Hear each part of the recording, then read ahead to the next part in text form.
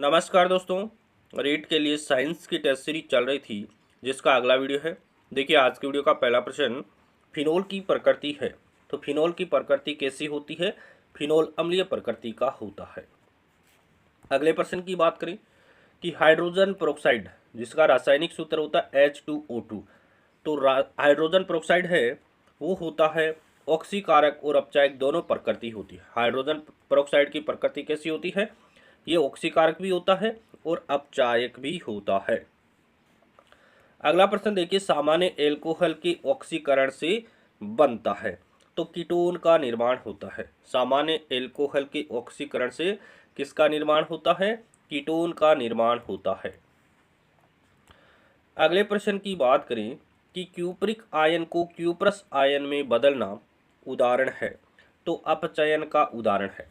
Cupric ion को cuprous ion में बदलना किसका उदाहरण है? अपचयन का उदाहरण है। निम्नलिखित समीकरण एक रेडॉक्स अभिक्रिया का उदाहरण है जिसमें Cl2 एक अपचायक है और FeBr3 एक अपचायक है।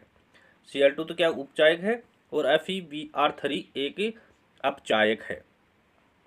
तो देखिए ये समीकरण है 2FeBr3 plus 3Cl2 2FeCl3 plus 3Br2।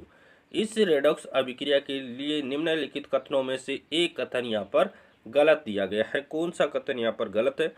देखिए उपचायक खुद अपचयित हो जाते हैं, बिल्कुल राइट बात है। उपचायक होते हैं वो खुद अपचयित हो जाते हैं।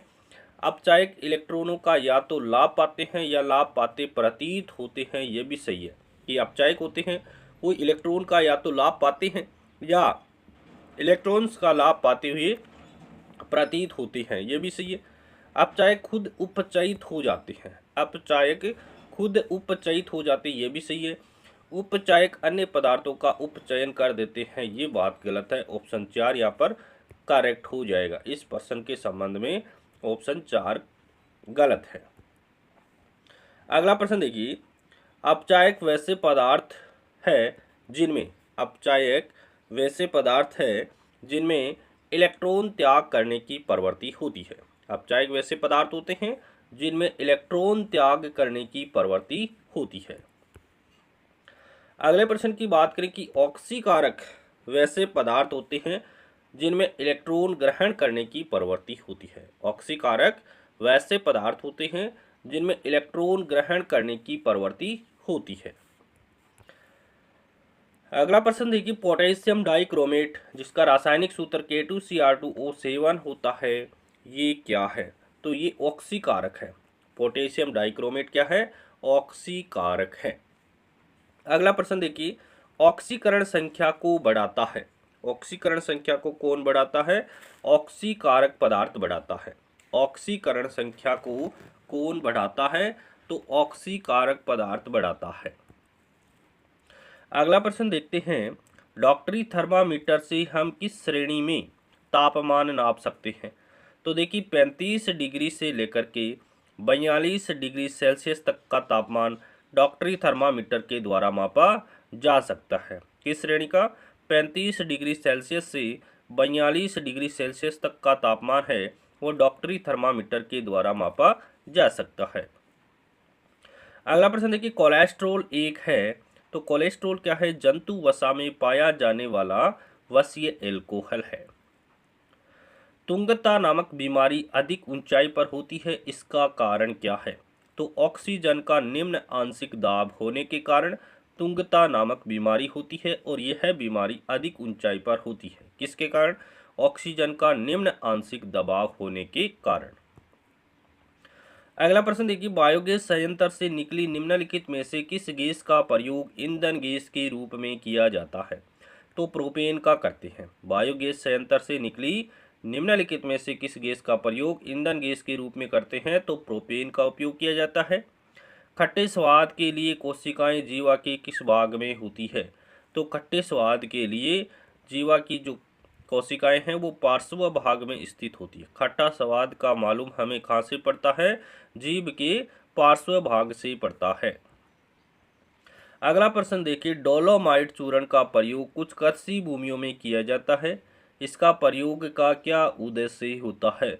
तो ये मृदा के पीएच को बढ़ाता है। डोलोमाइट चूर्ण क्या करता है? मृदा के पीएच को बढ़ाने का काम करता है। अगला प्रश्न देखते हैं, निम्न में से कौन सा एक वायु प्रदूषक मानव रक्त के हीमोग्लोबिन के साथ संयोजित होकर के ऑक्सीजन ले जाने की इसकी क्षमता को कम करता है, जिससे श्वास अवरोध होता है और मृत्यु भी हो सकती है? तो सबसे ज़्यादा मानव रक्त के हीमोग्लोबिन के साथ संयोजित होने वाला कौन सा है? कार्बन मोनोऑक्साइड है, वो सबसे ज़्यादा संयोजित होता है। अगला प्रश्न देखते हैं, अम्लित पोटेशियम परमैंगनेट के घोल को रंगहीन किया जा सकता है? तो सोडियम सल्फाइड के घोल के द्वारा किया जा सकता है। अम्लित पोटेशियम परमैंगनेट है, उसके घोल को रंगहीन कैसे करेंगे? तो सोडियम सल्फाइड घोल के द्वारा किया जा सकता है। ताप दीप्त लैंपों की अपेक्षा सोडियम वाष्प लैंप अधिक क्यों पसंद किए जाते हैं? तो वोल्टेज परिवर्तनों को सहन करने की क्षमता के कारण। ताप दीप्त लैंपों की अपेक्षा सोडियम वाष्प लैंप है वो अधिक पसंद किए जाते हैं। क्यों? क्योंकि वोल्टेज परिवर्तनों को सहन करने की क्षमता के कारण। अगला प्रश्न देखते हैं, ले मार्क द्वारा प्रकाशित पुस्तक का नाम क्या है? किसके द्वारा? ले मार्क के द्वारा प्रकाशित पुस्तक है फिलोसॉफी जूलॉजिक। अगला प्रश्न देखते हैं, डीएनए आरएनए से भिन्न है, किस रूप में भिन्न है? तो शर्करा तथा पायरिमिडिनों के स्वरूप में भिन्न होता है। डीएनए आरएनए से भिन्न होता है, किस रूप में? शर्करा तथा पायरिमिडिनों के स्वरूप में भिन्न होता है। अगला प्रश्न देखिए, बाह्य केंद्रक की जीन पाए जाते हैं। बाह्य केंद्रक के जीन कहाँ पर पाए जाते हैं? क्लोरोप्लास्ट और माइटोकॉन्ड्रिया में पाए जाते हैं। बाह्य केंद्रक के जीन कहाँ पर पाए जाते हैं? क्लोरोप्लास्ट तथा माइटोकॉन्ड्रिया में पाए जाते हैं।